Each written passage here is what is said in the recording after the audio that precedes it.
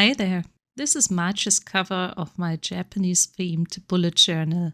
After February's very complex cover, I was looking for a subject that is simpler and quicker to paint.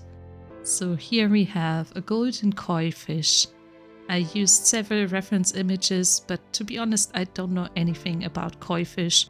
I noticed that there are some that have very wispy fins and some that have more rounded fins, and I have no idea if this is consistent for the kind of koi fish that I'm painting here. I have no idea. I also don't know if this pose is actually possible for a koi fish. A koi fish might not actually bend as much as the one that I've painted here, but it's just a painting. It doesn't have to be too realistic. I went with a yellow cover because I'm still in a sort of yellow-orange mood for the rest of my spreads, and I figured this would fit nicely. The paints that I'm using here are Mijello Mission Gold for the fish, and the moon in the background and the night sky are Holbein granulating watercolors from the Lunar set, I believe. Initially, I thought I would not paint the background, but I figured having a bit of contrast would be quite nice. This painting only came together once I outlined the fish with a fine liner.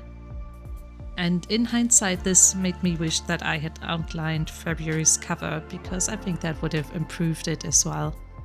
And as my final step, I wrote down March in the center of the cover page using an acrylic marker that is opaque. I also used some acrylic markers to fix mistakes that I had made on the koi fish, where the paint that I had used for the background had run into the koi fish. All in all, this has been one of my quickest covers so far. I think the original footage is just around half an hour long. And here is a look at my pages for March. We've got my monthly spread here with a couple of stamps. And I also use stamps a lot for my weekly spreads.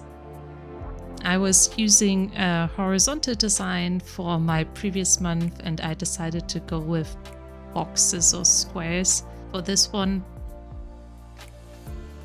But I often gave the to-do section more space because I know that March is going to be quite a busy month, so I took that into account. Unfortunately, I didn't realize that I would also need more space for each day. It's been a bit cramped now that I'm actually using these pages. I know that April and May will also be busy months, so I'm probably going to go with a wider design for them. I hope you liked this look at March in my Japanese themed bullet journal. Thank you for watching and see you next time. Bye!